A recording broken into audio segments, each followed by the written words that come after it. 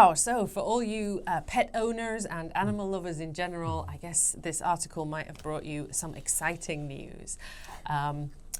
We thought maybe the cat is an aloof animal who, has absolutely no interest in humans and doesn't show any emotions to anyone. But new research shows, I think, over 200 different cat expressions, or features of body language, have been identified. So, what are they saying with these different and unique expressions and pieces of body language? Well, we're not sure yet.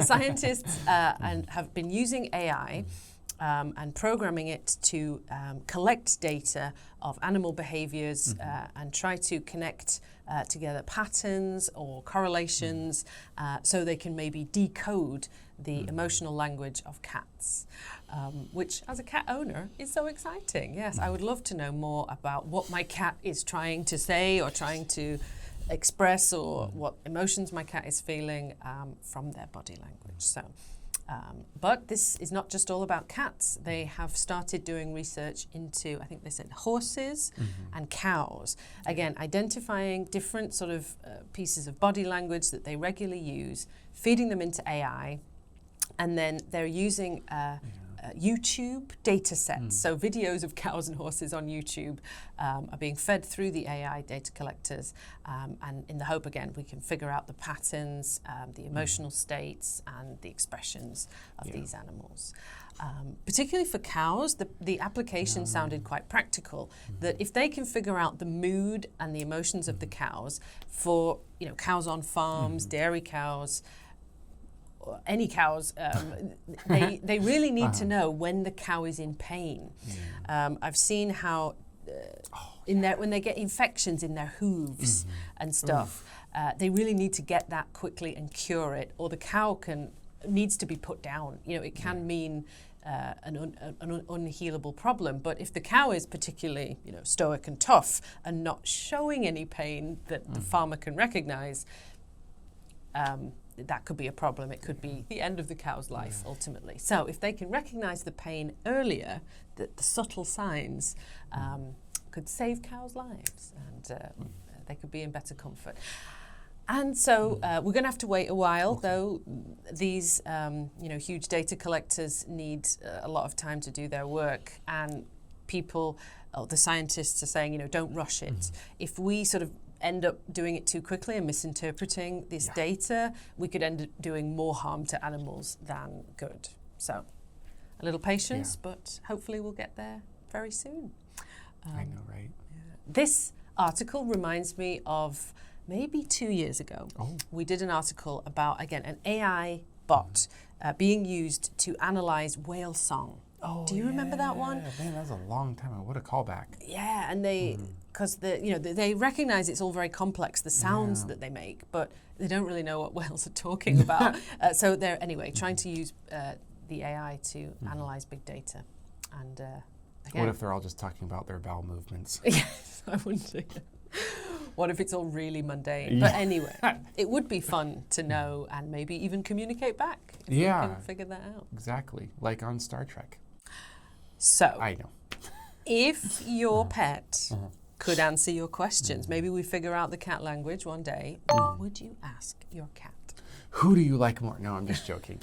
I would not ask that. I think it would just be like, oh, finally I can have a conversation with the cat, Like, I don't know if there's any special questions I need to ask the cat, just what do you want? Like, is there anything uncomfortable? What can we do better for you?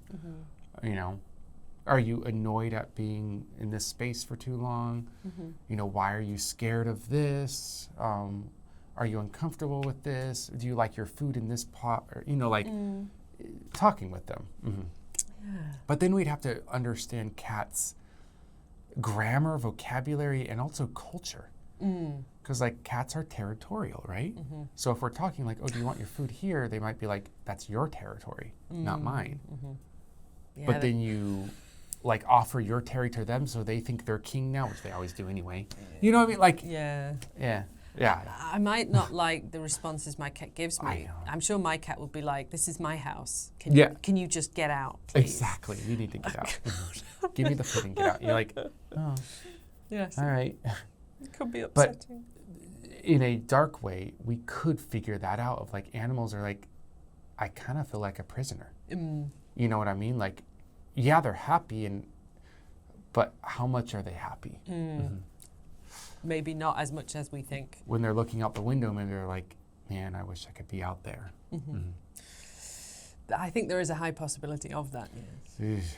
Ooh. Wow. Moving on, please. Oh, yeah, let's not think about that. But also, yeah, we just talked in a previous in this month's set about misinterpretation using translation apps. So I suppose if translation apps, which are AI bots essentially, are making mistakes in translating languages, Human languages, would you trust an AI's interpretation of your pet's emotions? At first, probably not, no. I'd have to have a lot of data behind it, of course, and a lot of experience. But if I'm feeling that the app is saying, oh, the cat's fine, but I'm like, cat's acting weird. I think there's something wrong. Then I'm going to go to the hospital, right? Yeah. I would trust my assessment over an AI that's programmed just on cats in general. Because surely all cats are a bit different as well. Maybe the cat's lying too. Like, I'm fine. And you're like, are you though? I smelled that little poop you made the other day. Maybe the cats have poker face too. Yeah, maybe cats have poker face. Poker face. But, before we jeopardize our relationship with our own pets, let's move on quickly down to the vocabulary section. It's tantalizing this week. You definitely don't want to miss it. So take those in, enjoy them, absorb them, and one day maybe you will be able to communicate them to your pet. Think about that, and then come back and see us in the next article. Bye-bye.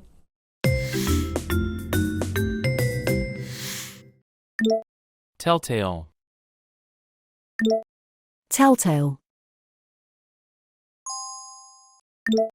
Strike. Strike. Aloof. Aloof. Plethora. Plethora. Jeopardize. Jeopardize.